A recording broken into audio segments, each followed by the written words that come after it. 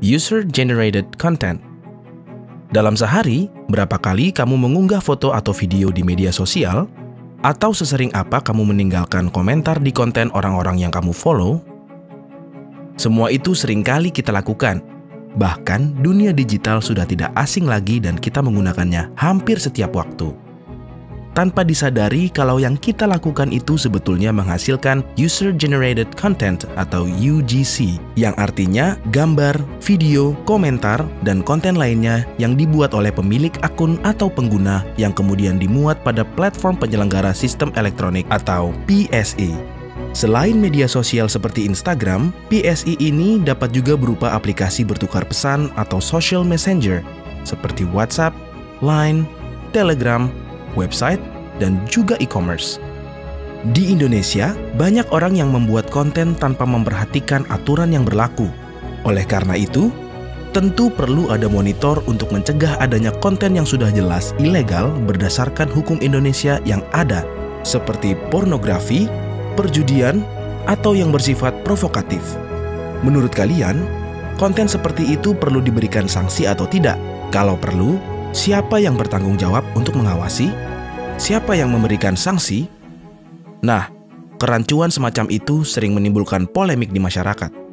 Penyelenggara sistem elektronik atau PSE bertanggung jawab menyaring dan menyensor konten terlarang dengan batas waktu yang berbeda-beda sejak adanya pelaporan 4-24 jam tergantung jenis kontennya. Kalau tidak, ada tanggung jawab hukum yang menanti. Kementerian Komunikasi dan Informatika merilis Peraturan Menteri Nomor 5 Tahun 2020 yang membahas tentang konten ilegal seperti pornografi, perjudian, dan terorisme, serta menyebutkan bahwa PSE dapat dibebaskan dari tanggung jawab hukum bila memiliki tata kelola konten, memiliki sarana pelaporan, memberikan informasi tentang pengguna yang mengunggah konten yang dilarang, serta memutus akses terhadap konten yang dilarang.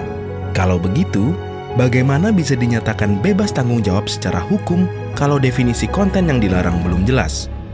Center for Indonesian Policy Studies memiliki beberapa rekomendasi mengenai masalah UGC ini.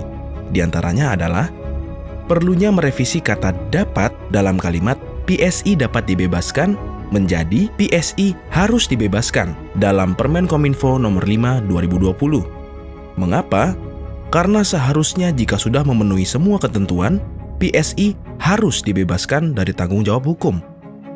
Selain itu, pihak penyedia seharusnya tidak menjadi satu-satunya pihak yang bertanggung jawab dan dikenai sanksi atas beredarnya konten ilegal.